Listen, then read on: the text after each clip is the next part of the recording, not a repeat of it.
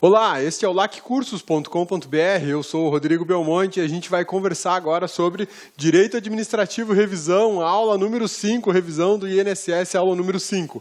Aqui essa aula ficou inteirinha fechada para agentes públicos e 8.112. Uma aula.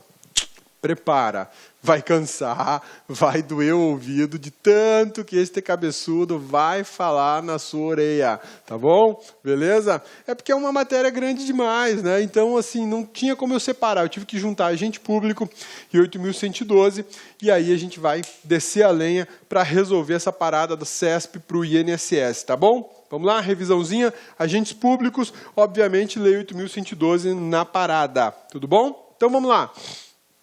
Agentes públicos, elemento físico da administração pública, né? Por que elemento físico? É o agente público o cara que vai executar as atividades da administração pública. Você tem de um lado o serviço público e do outro lado você tem um agente público. De nada adianta ter um serviço público se você não tem alguém para executar, se você não tem um ser humano para fazer o negócio funcionar.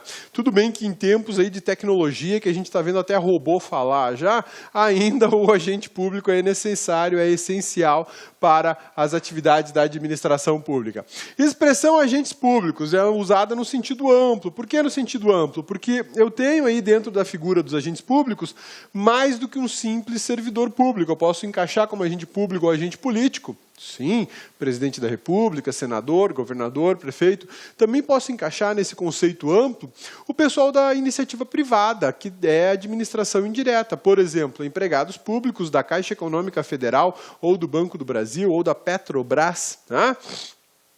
Agente público é um dos elementos da trilogia da administração pública. Essa trilogia que a gente já viu nas nossas aulas diz respeito aos órgãos, aos agentes e às funções. Órgão público, eu estou falando da estrutura da administração pública. Agente, eu estou falando da pessoa. E as funções, eu estou falando da atividade pública. De nada adianta eu ter órgão, de nada adianta eu ter estrutura pública, de nada adianta eu ter a função, ou seja, a atividade administrativa, a atividade pública a ser desenvolvida se eu não tenho quem possa desenvolver. Então, por isso que os doutrinadores chamam isso de trilogia da administração pública. A administração pública ela está baseada num tripé. Órgão, atividade e ser humano. Sem essas três coisas juntas, não tem como falar em administração pública, tá bom? Agente público tem atividade remunerada ou gratuita, definitiva ou transitória, política ou jurídica. E isso aqui é muito bacana a gente observar, porque tem agente público com atividade gratuita. E não é trabalho escravo. Por exemplo, mesário da Justiça Eleitoral. Mesário da Justiça Eleitoral tem atividade de agente público, é um agente público sem remuneração, é uma atividade gratuita e transitória, porque é só durante aquele período ali que está rolando a eleição, né? Então, não há que se falar aí, não há que se falar em remuneração do agente público quando ele exerce uma atividade gratuita e transitória também. Política ou jurídica? Por que política ou jurídica? Porque, como eu falei no início da aula, agentes públicos, nesse grande conceito, você pode incluir quem? Agentes políticos, sim, agentes políticos. E aí os agentes políticos você pode ter uma atividade política e não uma atividade jurídica, uma atividade administrativa, né? Isso é importante a gente relembrar sobre agentes políticos. Sobre agentes públicos, né? Ainda a respeito dessa classificação, a gente tem agentes públicos que agem em nome do Estado. O que é isso? A teoria da imputação, né? Não da amputação. Teoria da imputação. Quem possui vontade é o Estado. Então, olha só. A vontade é estatal.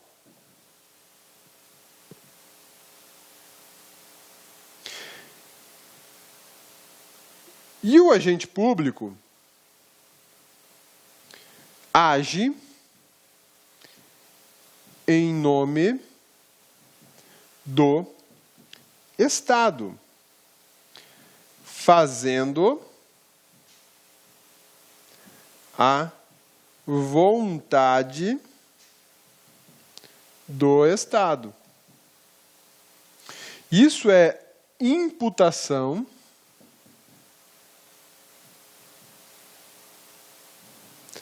da vontade estatal. Imputação da vontade estatal. Quando um agente público age, ele não age no interesse dele ou em nome dele. Ele age no interesse da administração pública. Ele age segundo a vontade da administração pública. E esse é um ponto muito interessante. Por isso que a gente tem a responsabilidade objetiva do Estado. Porque a ação é estatal, não é do servidor. Quem está agindo ali é o Estado. Quando um policial fala para você pare, ou então quando um agente de trânsito manda você virar uma esquerda, fazer uma conversão esquerda ou direita, não é o ser humano que está te dando essa determinação porque ele quer. É o Estado que está te dando uma determinação, está impondo uma vontade de vire para a esquerda, pare, não se mexa. Isso é o que a gente chama de teoria da imputação. A vontade daquele ser humano, na verdade, não é dele, é do Estado. O Estado imputou a ele todas as impressões necessárias para que ele pudesse fazer justamente a vontade estatal, pudesse desenvolver justamente um serviço público. Beleza? Conceito de agente público, segundo a lei de introdução, segundo a lei de improbidade administrativa, né? A lei de introdução ao Código Civil não define agente público. Mas a lei de improbidade administrativa, a LIA, ela traz para a gente um conceitozinho de agente público que é bem interessante. Reputa-se agente público todo aquele que exerce, ainda que transitoriamente ou sem remuneração, por eleição, nomeação, designação, contratação ou qualquer outra forma de investidura ou vínculo, mandato, cargo, emprego ou função pública. Ou seja, pôs o pé na administração, você é agente público, né? Olha só, reputa-se agente público todo aquele que exerce, ainda que transitoriamente, ou seja, por um certo período de tempo, sem remuneração, ou por eleição, nomeação, designação, contratação, ou qualquer outra forma de investidura, ou vínculo de mandato, cargo, emprego ou função. Mandato, eu tenho agentes políticos, cargo, eu tenho servidores públicos, emprego, empregado público, função, aqui, nesse caso, se refere especificamente aos cargos comissionados. Então, essa é uma situação bem interessante, né? A lei de introdução, a lei de improbidade administrativa, ela traça um conceito de agente público extremamente grande e importante, né? E se não bastasse isso, a gente ainda tem uma classificação dos agentes públicos, são categorias, né, espécies de agentes públicos que a gente precisa conhecer e precisa trabalhar para poder ter sucesso numa prova de concurso público. Beleza? Sussa, tranquilos? Então vamos lá. Bom, primeira distinção que é feita é que os agentes públicos podem ser civis ou militares. O militar, ele é um servidor público, ele é um agente público, né? E ele pode ser militar estadual ou militar federal. E no caso do DF, militar distrital. Mas eu não tenho a estrutura da administração pública militar em municípios. Municípios não possuem servidores militares, possuem servidores civis, mas militares não. Tá? O grande conceito de agentes públicos, ele passa pelo seguinte: agentes políticos, agentes administrativos, agentes particulares, e ainda os agentes de fato. Fora isso, tem os honoríficos, os delegados e os credenciados. Tá? Quando a gente fala de agente político, a gente está falando de quem exerce mandato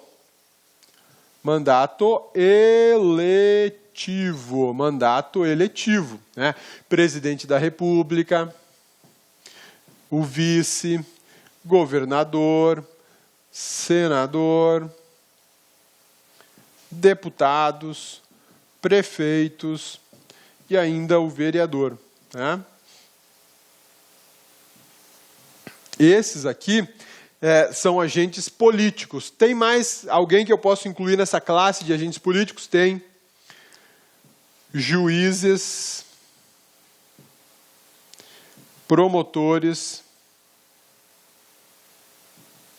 procuradores são considerados pelo Supremo Tribunal Federal como agentes políticos. Por que eu posso chamar todo esse povo de agente político? Porque os cargos, estes cargos aqui,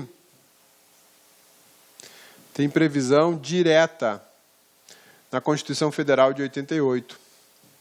A regulamentação inicial deles é diretamente na Constituição Federal de 88. É diferente do meu cargo de servidor do Ministério Público da União. O meu cargo não tem previsão expressa na Constituição Federal de 88.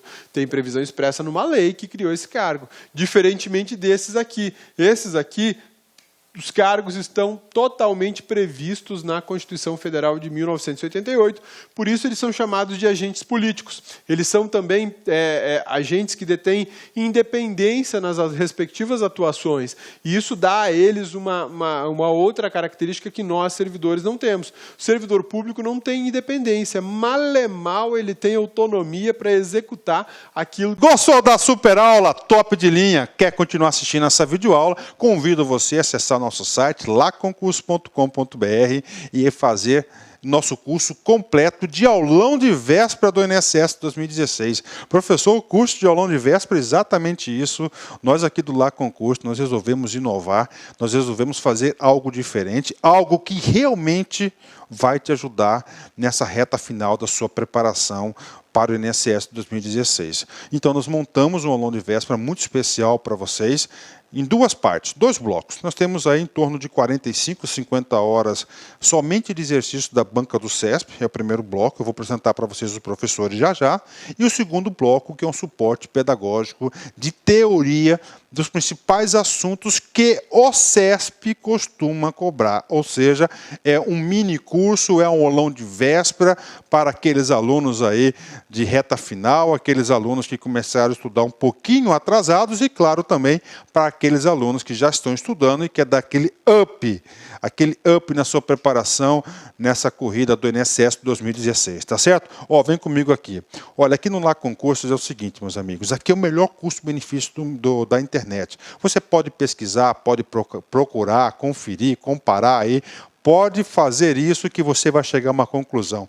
Este super aulão de véspera, por apenas R$ 79,90. Professor, quando que ficará disponível? Nesse exato momento, nós temos já 140 horas aí disponível para vocês. Claro que a gente vai majorar essa carga horária ainda, você pode ter certeza, e nós iremos disponibilizar todas as videoaulas, preste atenção, até 10 dias antes da prova. Professor, por quê, professor? Porque aula de aulão de véspera é um tesouro. Tá? Por quê, professor? Porque o professor ele foca na prova, já tem uma data certa, então ele vai se inspirar naquilo que acha que pode ser cobrado, que é mais importante.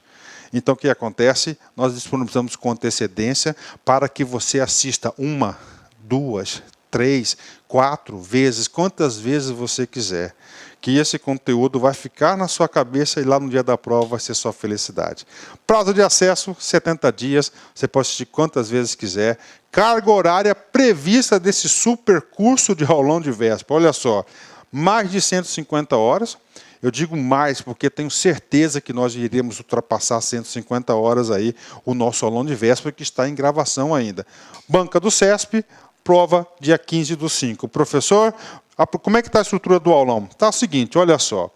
Nós temos aqui um super reforço pedagógico em direito previdenciário. Tá? Para isso, temos 3 grandes mestres para vocês. Professora Adriana Menezes, não preciso apresentar para vocês, aí, professora top de linha. Vai lá, coloca no Google Adriana Menezes, assiste algumas aulas demonstrativas que você vai se convencer da capacidade e da excelente profissional que é a professora Adriana Menezes. Nossos amigos lá da Bahia, professor Ítalo Romano e professor Flaviano, fazendo aí uma bateria de correções de exercícios da banca do CESP. Temos informática, que costuma pegar muita gente.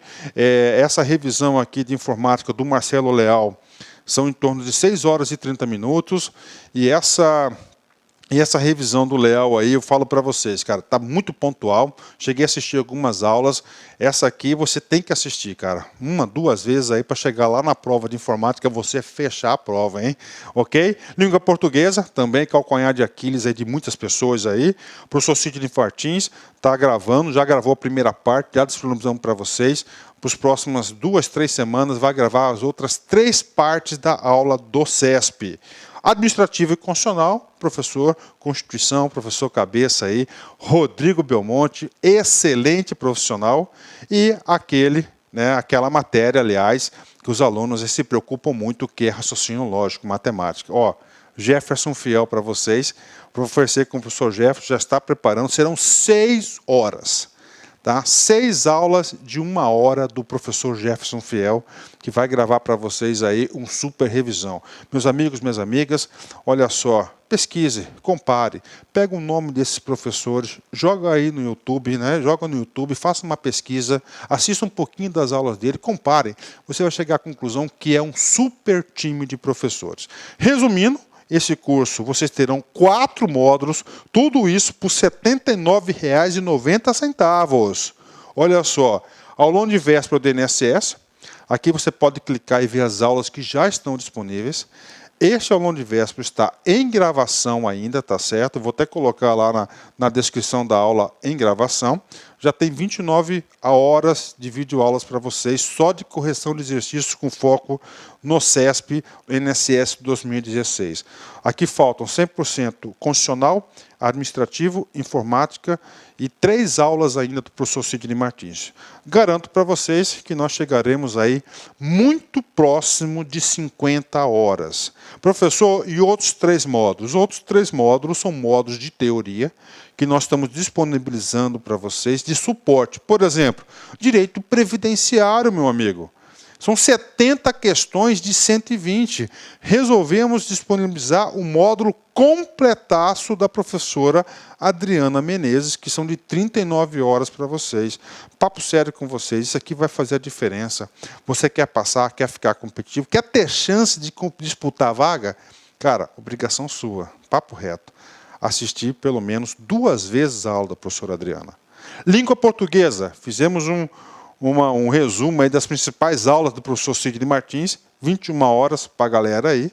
Direito administrativo e constitucional, unificamos as 2 matérias, tá, com os principais assuntos, aqueles assuntos que o banca do CESP costuma cobrar. Tá certo, meus amigos? Então aí, espero vocês aí nesse super aulão de véspera do LA Concursos. Nós vamos fazer a diferença e nós iremos ajudá-lo bastante você nessa preparação, nessa caminhada rumo à sua aprovação. Um forte abraço, fique com Deus. Tchau, tchau. Clique lá.